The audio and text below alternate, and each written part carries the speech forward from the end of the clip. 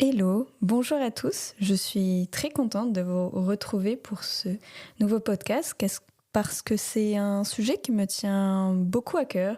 C'est quelque chose que j'ai réfléchi depuis pas mal de temps, depuis que je me suis blessée, et c'est aussi quelque chose dont j'aborde souvent lors de mes séances. Donc si vous écoutez ça, c'est que vous êtes déjà venu au Cocon de Meg et que c'est quelque chose que j'aborde qui est l'origine de nos maux et nos douleurs.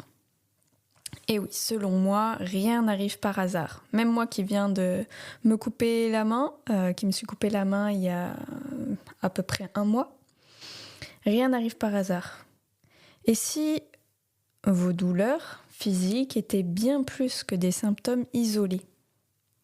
Et si elles étaient là pour révéler quelque chose de plus profond, enfermé, refoulé, en lien avec vos émotions, votre parcours de vie ou vos besoins que vous gardez en vous bien profondément et que vous faisiez genre comme si vous n'en avez jamais entendu parler.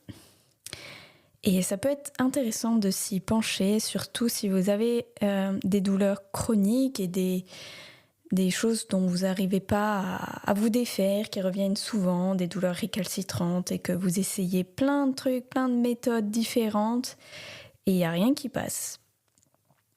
Et aussi, ça arrive qu'on a des douleurs inexplicables. On fait plein d'examens, on va voir plein de médecins, plein de thérapeutes, et tout le monde dit non, il n'y a rien sur la radio qui explique, il n'y a aucune cause logique que vous ayez mal, donc c'est pas normal que vous ayez mal. Mais si, c'est normal que vous ayez mal, parce qu'il y a quelque chose qui se cache derrière cette douleur. Et c'est pour cela qu'aujourd'hui, j'ai envie de vous parler de ce sujet qui est, attention, roulement de tambour, le décodage symbolique. Il est aussi plus communément appelé le décodage biologique, mais je trouvais ça encore plus juste dans les mots de parler de décodage symbolique. Parce que pour moi, la douleur ou le symptôme ou la maladie ou un événement qui arrive, comme par exemple moi qui me coupe la main, c'est ça derrière une valeur symbolique. Ça cache quelque chose. Le décodage biologique ou symbolique, selon mes mots, c'est une approche différente pour comprendre et soulager vos douleurs, vos symptômes ou vos inconforts dans la vie. C'est un peu comme une nouvelle manière de voir vos symptômes physiques, mais en ne s'arrêtant pas à l'aspect physiologique, à l'aspect mécanique. C'est-à-dire, par exemple, j'ai mal au dos parce que je suis restée assise toute la journée. Mais il y a des jours où je suis assise toute la journée et j'ai pas mal, et il y a des jours où je suis restée assise que 2 heures et j'ai mal.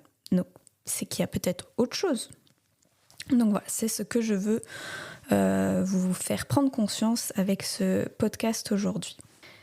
Parce que pour moi, quand une douleur, une blessure arrive, ce n'est pas par hasard, et c'est qu'il y a un message derrière caché et symbolique. C'est-à-dire, on ne se blesse pas le genou pour rien, ou on ne se blesse pas le dos pour rien. Derrière la symbolique du dos, du genou, ou par exemple de la main, en parlant de moi, il y a une symbolique derrière. Un message caché.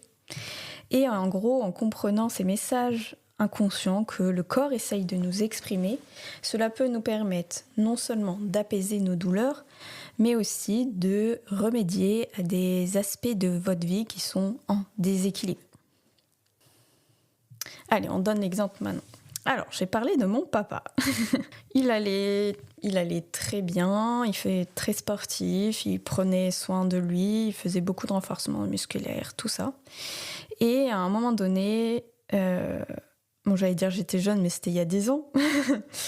et à un moment donné, il a déclenché une hernie discale qui lui provoquait d'énormes douleurs dans la jambe, de sciatique. Enfin voilà, je vous fais pas tout le schéma. Je pense que vous comprenez ce type de douleur et il a pris des médicaments pendant longtemps. Il a suivi le kiné, ça passait pas.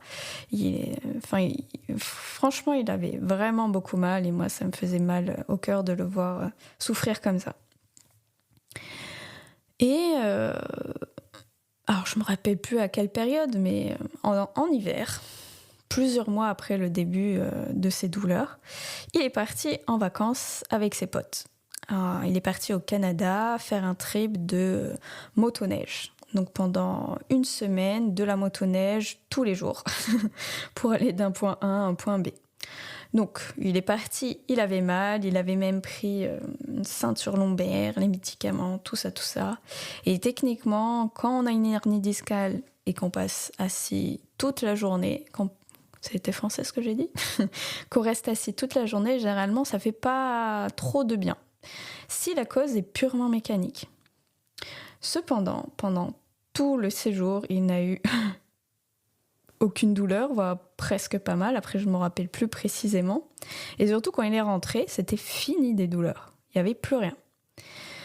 Et quand je réfléchis aujourd'hui un peu à ce passage, souvent, la colonne vertébrale ou quand il y a une hernie qui sort, c'est en gros quand on est sous pression et on est tellement sous pression à rester droit, à se mettre la pression, à suivre les règles, qu'au bout d'un moment, il y a un disque qui fait pchit, il sort et il fait coucou. Et du coup, ça fait une hernie discale et du coup, ça tétille les nerfs de la moelle épinière et du coup, il y a sciatique ou d'autres douleurs qui peuvent irradier. Et s'il avait eu l'occasion de discuter, de réfléchir sur le décodage symbolique, peut-être qu'il aurait pu remédier à ces douleurs plus tôt. Et en fait, la vie lui a permis d'organiser des super vacances entre amis, où il a pu rigoler, se décompresser, sortir en gros de son quotidien, du boulot qui l'oppressait. Et il s'est amusé, vraiment. Il a rigolé et du coup, il est revenu et il avait plus mal. Donc si on avait creusé avant ensemble le décodage biologique de ces douleurs, sûrement on aurait décodé ce besoin de sortir du quotidien, de s'amuser ou de moins se mettre la pression. Et on aurait pu sûrement remédier à ces douleurs. Donc j'utilise ce décodage symbolique. Il m'aide à explorer les causes émotionnelles sous-jacentes des douleurs, des troubles physiques. Parce que ça, c'est mon domaine, douleurs et troubles physiques. Mais après, ça peut aller plus loin, aux maladies, aux symptômes. Voilà. Et c'est pas seulement que les causes émotionnelles, ça peut être aussi les besoins refoulés. Parce que tout ce qui est les non-dits, que ce soit émotions, besoins, les laisser de côté, sous le tapis, au 3e sous-sol, même si on fait tout pour garder en soi caché, prendre sur soi, l'enterrer, l'oublier, au bout d'un moment, le vase finira quand même par déborder. Et le corps finira par exprimer, d'une façon ou d'une autre, ce qui a été refoulé, mis sous le tapis. Donc comme je disais, ça peut être une émotion ou un besoin, ou un événement traumatique. Bon, après, l'événement traumatique, c'est peut-être pas trop de mon expertise.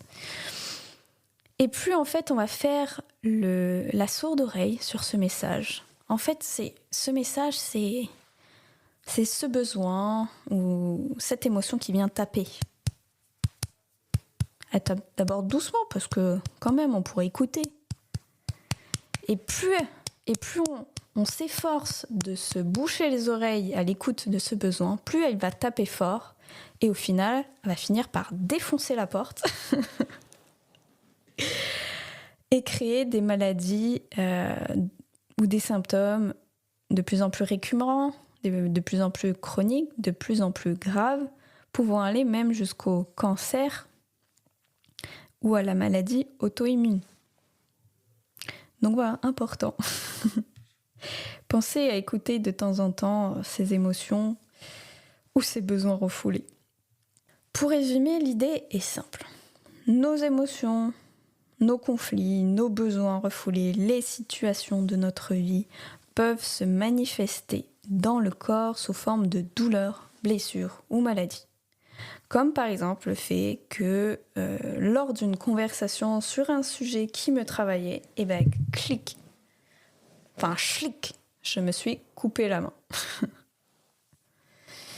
Et du coup, j'ai réfléchi. Donc d'abord, j'étais alertée, traumatisée, choquée par le fait de m'être coupé la main, parce que du coup, je peux plus travailler, c'est comme une coupure profonde, il faut aller aux urgences, blablabla. Et après, le temps que je réfléchisse dans la voiture pour aller aux urgences, puis dans la salle d'urgence, le temps d'attendre le médecin, je dis, quand même, la main, c'est mon outil de travail, c'est quand même quelque chose qui permet le contrôle, c'est aussi quelque chose qui est lié au lâcher-prise. Voilà, ça, c'est des significations qui parlent pour moi, mais après, la main ou les blessures peuvent avoir diverses significations suivant les personnes. Et c'est pour ça que c'est important de creuser et vraiment d'aller jusqu'au bout sur qu'est-ce que ça éveille pour soi. C'est pas juste lâcher prise, mais c'est en gros qu'est-ce qu'il y a dessous, quel besoin profond, quelle est l'émotion. Et généralement, quand on en parle, ça fait monter des émotions. Ou alors, ça fait monter de la confusion mentale, parce que c'est des mécanismes de protection qu'on s'est créés depuis longtemps et qui permettent de ne pas accéder à cette information. Et du coup, cette blessure à la main m'a aussi permis de réfléchir sur des choses que je mettais de côté parce que j'étais pas à l'aise à l'idée de travailler dessus. Et du coup, vu que je me suis coupé la main, j'étais obligée de faire autrement. Vu que je ne pouvais pas travailler, donc là j'avais plein de temps disponible pour faire la chose que je rechignais et qui a amené du coup à ce mini-podcast et du coup à l'article que j'ai créé là-dessus et à quelque chose que je vous parlerai un peu plus tard. Donc il y a aussi ça, il y a les émotions refoulées, les besoins enterrés, mais aussi le bénéfice ou le cadeau caché à avoir cette blessure. Par exemple, j'ai une amie qui, l'année dernière, pendant toute l'année, s'est blessée au pied. Elle avait en gros une inflammation de la voûte plantaire et qui, du coup, ça a duré toute l'année, sans s'en défaire. Et là, du coup, cette année, tout va bien, elle a repris la danse. Alors que toute l'année dernière, impossible de faire beaucoup de sport ou de danser ou de faire autre chose, tellement elle avait mal ou tellement les douleurs se recommençaient au moins de mouvement. Et quand elle était venue à la maison, justement, elle me disait qu'elle avait mal et qu'elle était un peu désespérée. Et du coup, je lui ai posé des questions. Et je lui ai dit, mais à quoi te sert ta douleur au pied ? Et elle me disait en gros que la douleur au pied, ça l'empêchait d'aller danser, que du coup si elle n'allait pas danser, elle n'allait pas voir un gars avec qui elle était en relation et que c'était une relation toxique. Donc du coup, vu qu'elle n'allait plus danser, elle ne voyait plus ce gars et du coup, elle n'était plus dans cette relation toxique. Mais ça lui a permis également à se recentrer sur son travail et à développer de plus en plus ce qu'elle fait au travail. Et là, maintenant, elle a fait la paix avec tout ça et du coup, son pied va mieux et elle peut reprendre à danser. Donc bien sûr, petit disclaimer, le décodage biologique ne prévaut pas sur une consultation chez le médecin, chez le psychologue, chez le psychiatre, ne prévaut pas pour de la médication ou des soins ou une thérapie. C'est vraiment un petit truc en plus qui pourrait vous aider à vous soulager. Donc pour se défaire des douleurs chroniques ou récurrentes, il est aussi, en plus de la thérapie et de tous les soins que la médecine peut nous apporter, il est aussi intéressant d'explorer la signification symbolique et de déraciner la cause profonde du trouble. Parce que si ça revient, c'est que y a quelque chose. Il y a quelque chose dessous qui essaye de parler. Et du coup, ce décodage symbolique permet de reconnecter au besoin ou à l'émotion refoulée, de la faire parler, de faire un deuil, de dire tout ce qui n'a pas pu être dit, qu'on a sur le cœur, les choses qu'on a du mal à digérer. Voilà, rien n'est fait par hasard. Surtout, quand on a des douleurs chroniques et qu'on a essayé plein de méthodes traditionnelles et que ça n'a pas aidé à solutionner la chose. Ça a peut-être soulagé sur le moment, mais si ça revient tout le temps, peut-être qu'on devrait essayer quelque chose. Il y a une citation de Einstein, donc j'arrive pas à la dire précisément, mais en gros, il faut être fou pour toujours faire la même chose et penser à avoir un résultat différent. Donc voilà. Donc c'est pour ça que je fais ce podcast, c'est pour vous ouvrir à autre chose qui pourrait sûrement vous aider. D'ailleurs, j'ai un autre exemple de une patiente que j'avais, alors c'était à la fin de ma carrière de kiné, où je commençais déjà à développer des techniques alternatives en plus de la kiné. Et cette patiente venait me voir avec des douleurs atroces au trapèze. Elle a vu plein de thérapeutes, elle avait testé plein de choses, les médecins, les médicaments, tout ça, et ça revenait, ça finissait par revenir. Et du coup, elle s'est allongée, je lui ai fait 2 points d'acupression au niveau des trapèzes. Et juste, je l'écoutais parler. Et à un moment donné, elle s'est tue.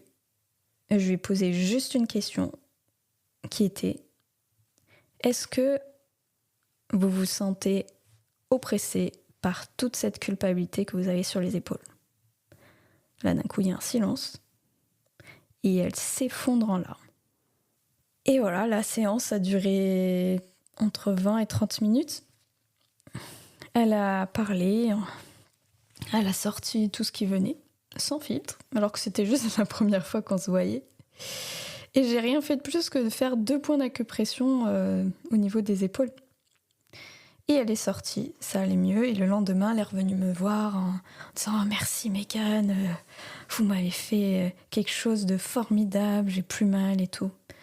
Juste parce que je lui ai accordé du temps pour l'écouter et que j'ai posé une question orientée grâce au décodage symbolique qui lui a permis d'aller toucher au fond ce que ça pouvait dire. Donc je reviens sur...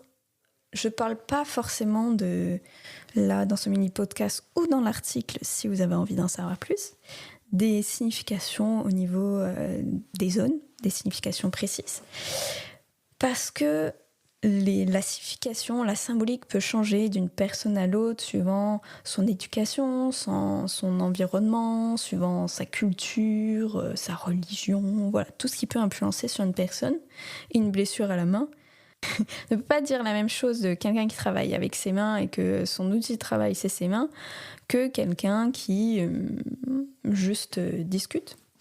Ou une blessure à la main ne veut pas dire la même chose ici en France qu'au fin fond de l'Inde ou pour n'importe quelle religion.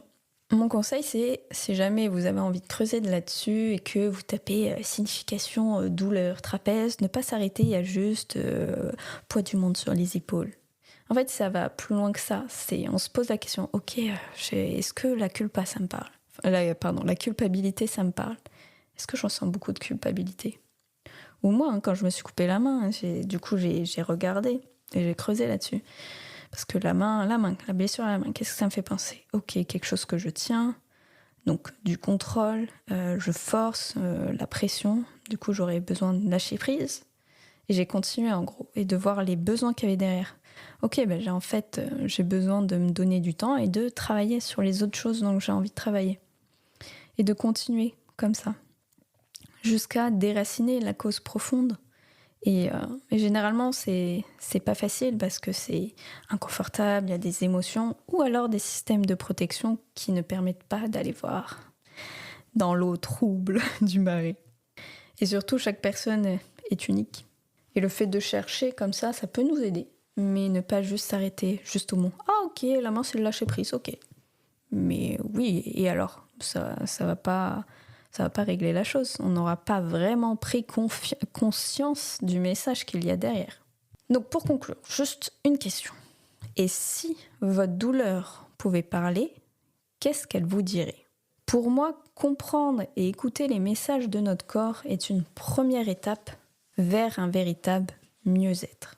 Et ce que j'ai à vous dire, c'est si cette approche vous parle, résonne en vous, j'ai écrit un article dont je vous mettrai le lien quelque part, qui en parle un peu plus profondément. J'ai également d'autres anecdotes parce que durant toute ma carrière de kiné, j'en ai eu des anecdotes comme ça, ou même dans ce que j'ai entendu de mon entourage. Donc je vous invite à lire l'article si ça vous dit, pour un peu plus approfondir la chose. Et si le décodage symbolique, vous avez envie de vous sentez que c'est quelque chose qui vous parle et que vous avez envie de travailler dessus, eh bien, envoyez-moi un message et je vois ce que je peux faire pour vous. En tout cas, je vous souhaite une belle journée et surtout, prenez soin de vous.